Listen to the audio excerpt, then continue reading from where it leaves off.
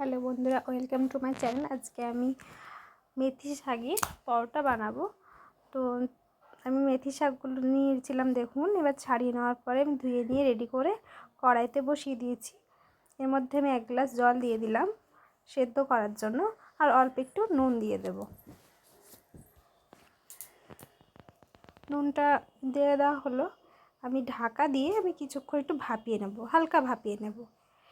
এরপর আমি বসে আছি ময়দাটা মাখাবো। তার জন্য আমি 1 কেজি মতো ময়দা নিয়ে নিয়েছি।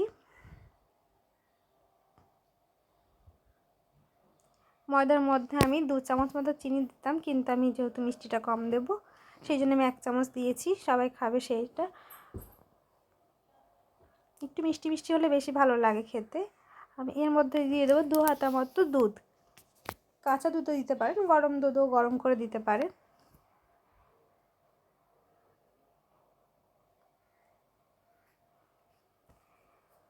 এবার মেথি শাক ভাপিয়ে রাখা ছিল, সেই জলটা সমেত এবং শাকগুলো আমি দিয়ে দেব।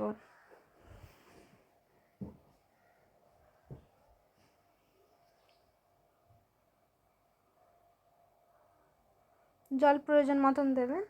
আমি মেপে রেখেছিলাম, সেই জন্য সব জলটা লেগেছে আমার। যত শাক ভালো, মানে বেশি শাক দেবেন তত ভালো লাগবে খেতে।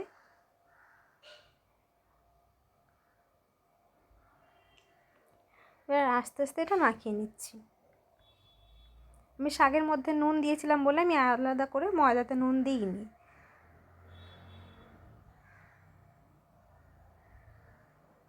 পুরো জলটাই লাগবে।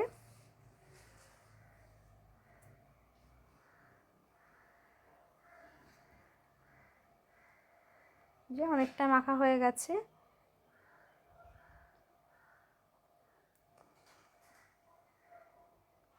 দেখুন ভালোভাবে মাখিয়ে নিয়েছি।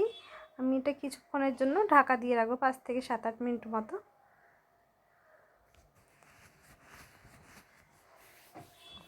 ঢাকনা খুলে নেওয়ার পর একটু মেখে নিচ্ছি। সুন্দর মাখা হয়ে গেছে, হাতে আর হচ্ছে না।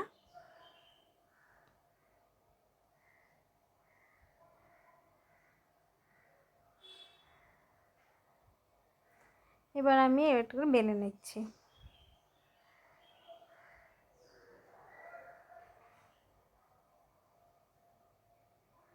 যদিও আমি ভালো গোল বানাতে পারি না, তবুও ট্রাই করছিলাম।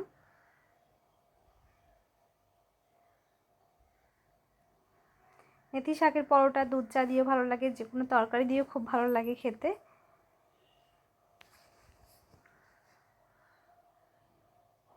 আমি এটাই বলছি যে আমার গোল হয়নি পরোটা।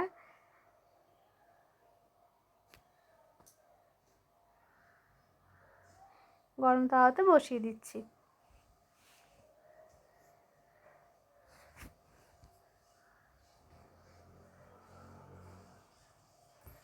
আগে আমি সেঁকে নিচ্ছি, তারপরে আমি এর মধ্যে ডালডা দিচ্ছি। আপনারা চাইলে সাদা তেলও দিতে পারেন। সাদা তেল আমি সেরকম একটা ইউজ করি না এই পরোটাটায়, আমি ডালডাটাই বেশি দিই।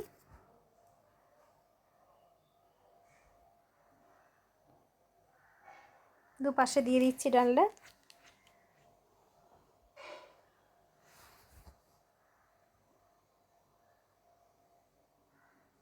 আমার মনে হয় ডালডা দিলে বেশি একটু ভালো লাগে খেতে।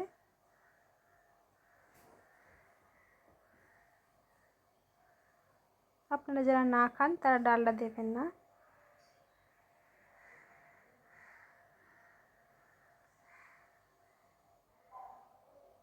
ভালো করে সবটা সেঁকে নিয়েছি পাশগুলো।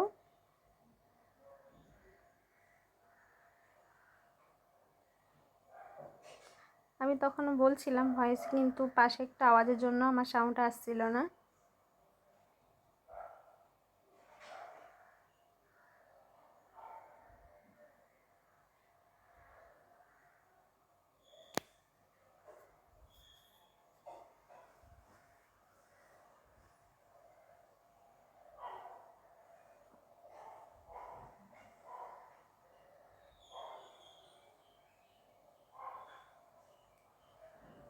এটা প্রথমে একটু লো ফ্লেমে ভাজলে কি ভালো হয়, পুড়ে যায় না। তাই জন্য আমি আস্তে আস্তে ভেজে নেওয়ার পরে আমি সেঁকে নিয়েছিলাম। এই যে দেখুন, দুটো পরোটা আমি সেঁকে নিয়েছি। গরমে ধরতে পারছিলাম না, বাট নরম হয়েছিল। যদি ভালো লাগে তাহলে লাইক, কমেন্ট, শেয়ার, সাবস্ক্রাইব অবশ্যই করবেন। Thank you.